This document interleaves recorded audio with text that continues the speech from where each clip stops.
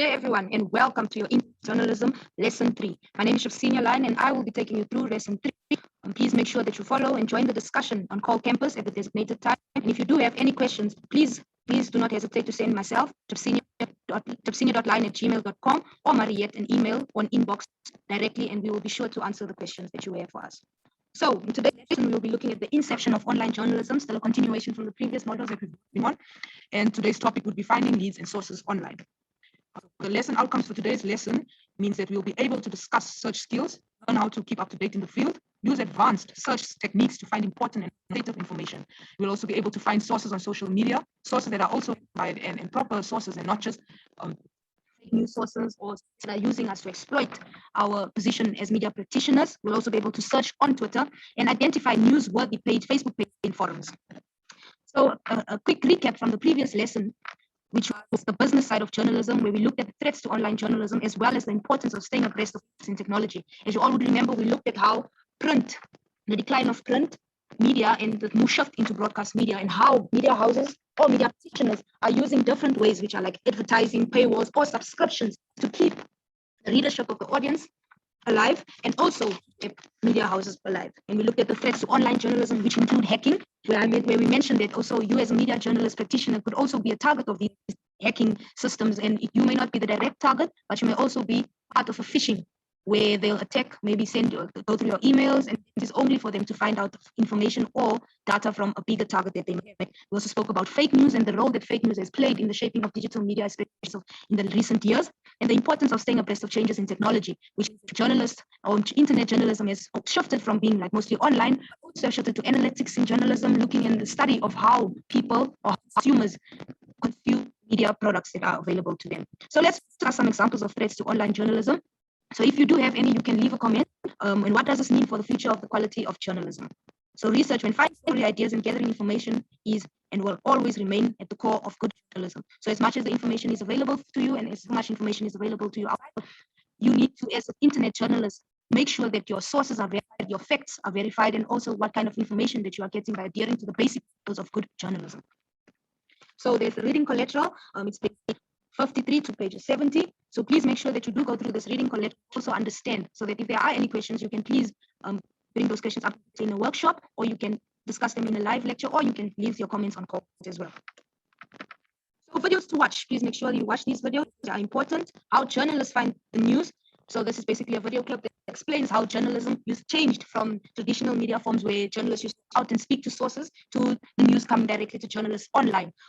Look at how do I check facts on the internet. That is very, very important for journalists, especially digital journalists or internet journalists, is to make sure that they verify the facts, and they can do that on the internet as well by doing research at the same time. So identify sources in journalism. Please make sure you guys watch the videos, investigating the internet, stories online. Stories have, as I mentioned before, that stories have now moved online. Stories that you are finding are online, and the internet, how search works online, and finding info online, and the dark web.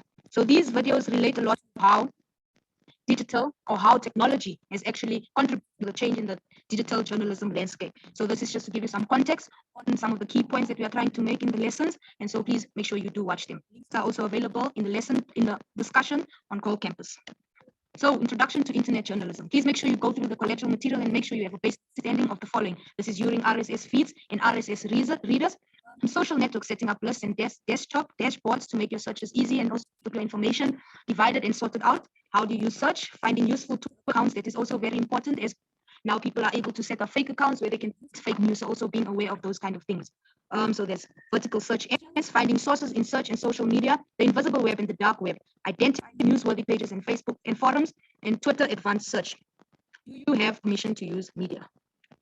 Finding leads and sources online. Journalism combines two core skills, which is information gathering and the production. So the information gathering is before you actually publish or write your story, you need to gather information from your sources, have an angle for your story and your kind of agenda setting, why you write the story, who you're writing the story for, and also speak to the relevant sources. And as terms of producing your story, you put your story together, your sources, your information is also how you communicate the story, or what you're trying to say, the message that you're trying to say through your story. Journalists are responsible to produce or source information and stories. As I've mentioned, most information is already available online. So that is the journalist's responsibility to sift kind of information and make sure that the information is relevant to their story or this information is verified as well. Journalists have to do more work when researching or accessing information. This means you don't just access information online, but you need to research the kind of information that you have. They have to dig a little deeper, as I've said. This means that repeating what is already known in public won't cut it. So if a story is already out there, everybody already knows about it, publishing that won't cut it. As a reporter and as an internet journalist, you have the responsibility to find a deeper story, find more information on a certain topic, and find more relevant to keep that story relevant to your audience. Reporters need to find new angles of position, different approaches, or information to tell the story. You can also ask yourself, why would readers be interested in the source story? Who is the source? Are the facts verified? And how can you tell the story to be different from already published stories?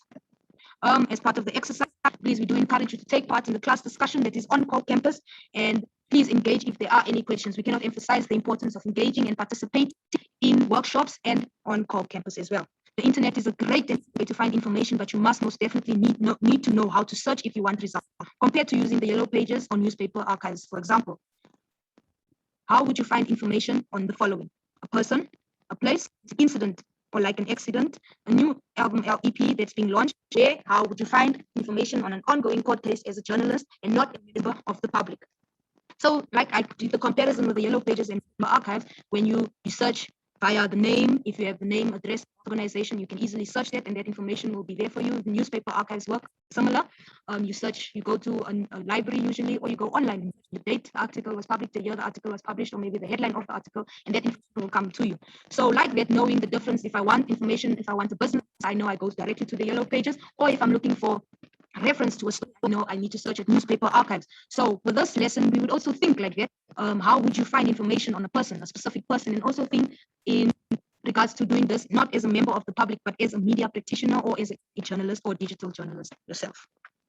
So in the next lesson, we've completed the model outline. In the next lesson, we'll focus on the elements and principles of writing for research and writing for the web. So please make sure that you understand everything, that the reading, and especially watch the videos online, and then we can discuss if you have any further questions.